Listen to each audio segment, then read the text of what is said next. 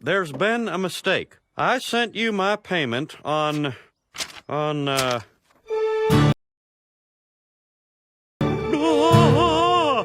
sorry, could you repeat that? Hello YouTube, how's everyone doing? It's Professional here. So today I wanted to make a video giving my thoughts on the recent news on GTA Online. I bet a lot of people want to know my opinion on this, but we're going to talk about this Newswire post that was posted today, along with the release of GTA Expanded and Enhanced, or GTA 5, because they dropped the whole Expanded and Enhanced part of the title of the game. But Grand Theft Auto 5 and GTA Online out now on PlayStation 5 and Xbox Series XS. GTA Online also now available as standalone title, free to download on PlayStation 5 through June 14th. So GTA Online is free on the PlayStation 5 now until June 14th, and I'm assuming that if you download it now, you'll have it forever. So if you have a PS5, download it. But I know there's going to be a lot of people that are not going to get PS5s for some time, and there's people, over a year later that still can't get a PS5. They want to get a PS5, but they can't because it's just so hard because the scalpers are all over the place, and PS5s are constantly sold out everywhere. But anyways, I'm not going to talk about this part, like stunning visuals, faster loading. I wanted to focus instead on the parts with the character transfer. So we had this, this new thing, the career builder, which I know that when you start out as a new character on GTA Online, you get some money, I think $4 million, and then you can choose a business to invest that in, which I guess is nice for, people that are, new people that are playing, and I guess people that make new characters. The menu design is nicer, but there are major problems, which we're going to talk about right here. Okay, so where's this here? Okay, profile mitigation. This is what I was looking for. Players of a Rockstar game social club account can seamlessly migrate their GTA Online profile from PS4 or Xbox One to PS5 or Xbox Series XS, which includes any character, GTA progression stats, vehicles, properties, weapons, clothing, and player-created jobs. And there was a problem where if you played on console, but you also made a PC character, and then you wanted to transfer to PS5 or Xbox Series, there was a problem with that. But I believe that issue was resolved now. But somebody correct me if I'm wrong on that. But there's a major problem here.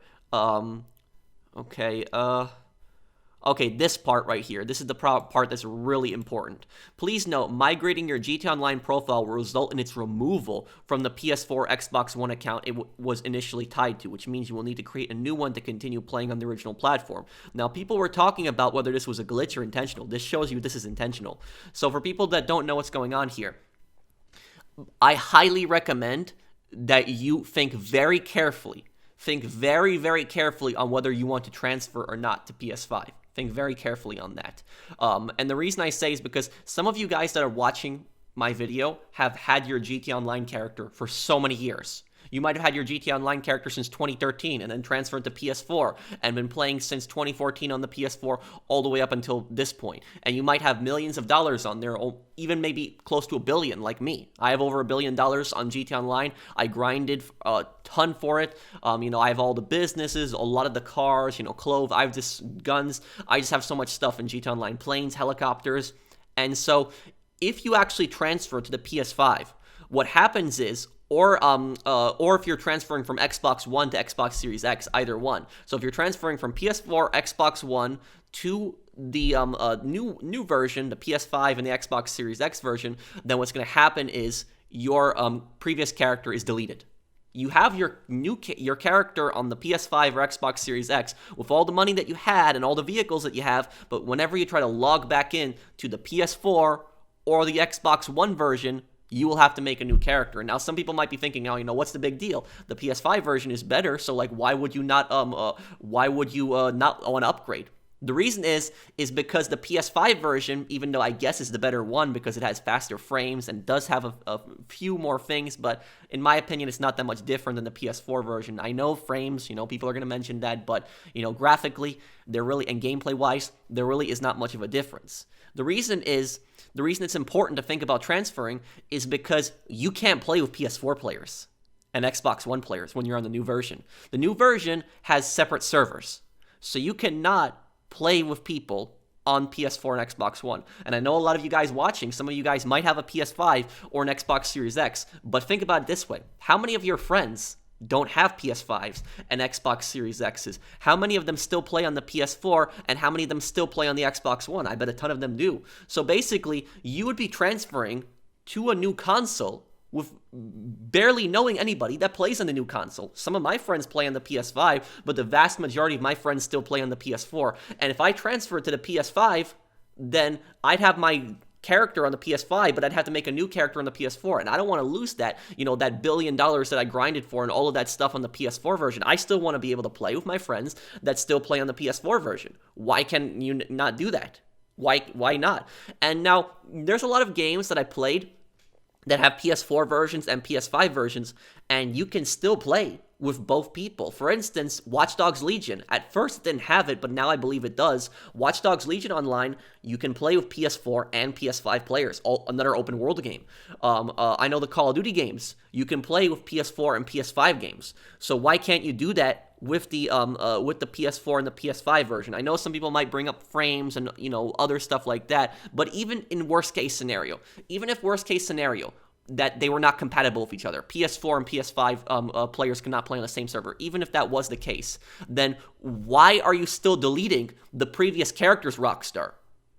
Because I would have no problem with transferring my character to the PS5 if I still kept my PS4 character. I'd have no problem with that, and the vast majority of people wouldn't. But why would you delete the characters on the PS4? This makes no sense. When you transferred from PS3 to PS4, you still had your PS3 character. It didn't sync, so whenever you leveled up and got money on, the PS4 character, your PS3 character wouldn't, progress that unless you logged in and you grinded jobs on that one. But it wasn't deleted until so many years later when GTA Online was disconnected on the PS3 and Xbox 360. So why are you doing this, Rockstar? Why are you just removing the old characters? It doesn't make much sense to me, and I think that it's stupid. And now, for people wondering, what am I going to do? What I think I'm going to do is I don't think I'm going to transfer my character. I know some people might be shocked for me saying that, but I don't think I am, because there's this, I don't want to lose that on previous gen, and there's just so many people that I still know that play on previous gen, and I don't know that many people that play on the PS5. I have some friends that I could play with on the PS5, but I don't know that many people. Vast majority of my friends still play on the PS4.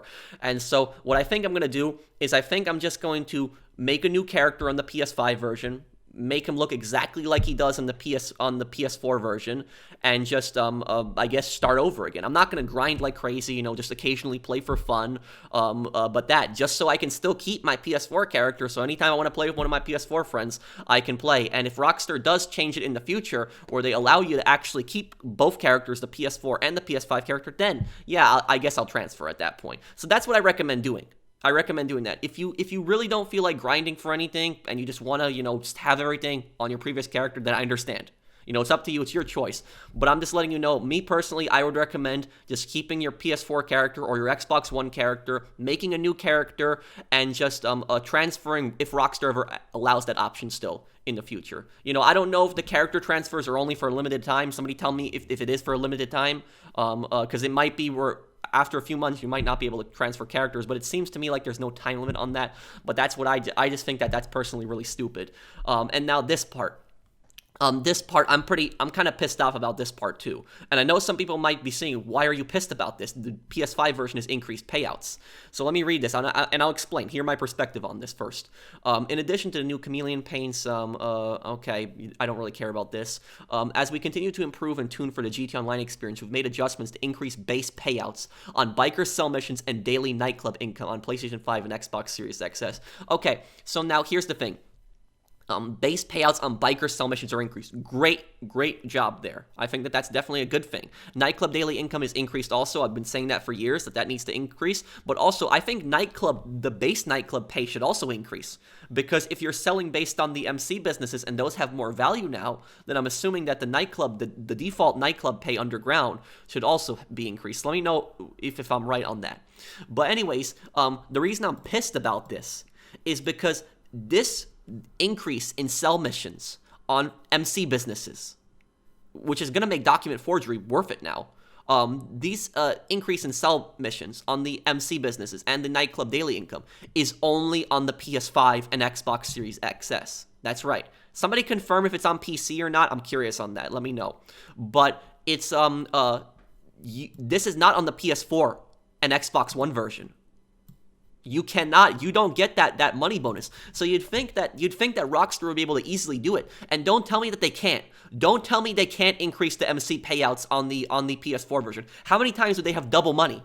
Double money on the MC businesses. They've had that so many times. So they could easily increase 25% on the PS4 and Xbox One version. Why are they discriminating against PlayStation 4 and Xbox One players? And like I said, not everybody can get a PS5. Not everybody can get an Xbox Series XS. It's hard to get it. There's so many places you cannot get it right now. And not only that, but not everybody has the money to spend on a PS5 and Xbox Series X. That's what these developers don't understand. You know, it's expensive. A PS5 is expensive. You buy the one with the disc, that's $500. Even if you buy the one without the disc, there's a digital one, that's still $400. That's still a lot of money. Not everybody has all this money to, you know, spend on video games. You know, people have, you know, bills they have to pay, taxes, you know, buy gas, you know, groceries. There's just so many things that people have to pay, you know, pay for their education before they think about buying something like, you know, a PS5. So the point I'm making is not everybody has a lot of money for that, and that's totally understandable, but they're just discriminating against, like, PS4 and Xbox One players with this. I think it's stupid. You know, why can't you just increase the pay for everybody? That would make everybody happy.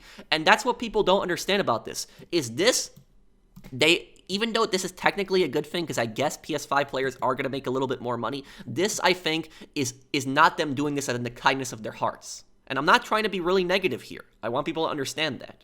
Because I like a lot of Rockstar games, but, you know, what they've been doing with Red Dead Online, and now this, you know, I've just been very unhappy with them in the last few months. I'm sure you guys have seen my other rant videos on this, but why is it that this is just not, you don't get the same payouts on the PS4 and Xbox One? And what people aren't talking about here is that this is not out of the kindness of their hearts. They are doing this so that people have an incentive to buy the PS5 version or play the PS5 version, because it's free for PS5 and the Xbox Series X version. So if you're not playing GTA Online right now on the next-gen versions, this is an incentive for you. That's why they're doing it. They want people, they see people, you make more money for the MC businesses and the nightclub on the next-gen version, so people are like, oh, that might be an incentive for me to move over to the new version.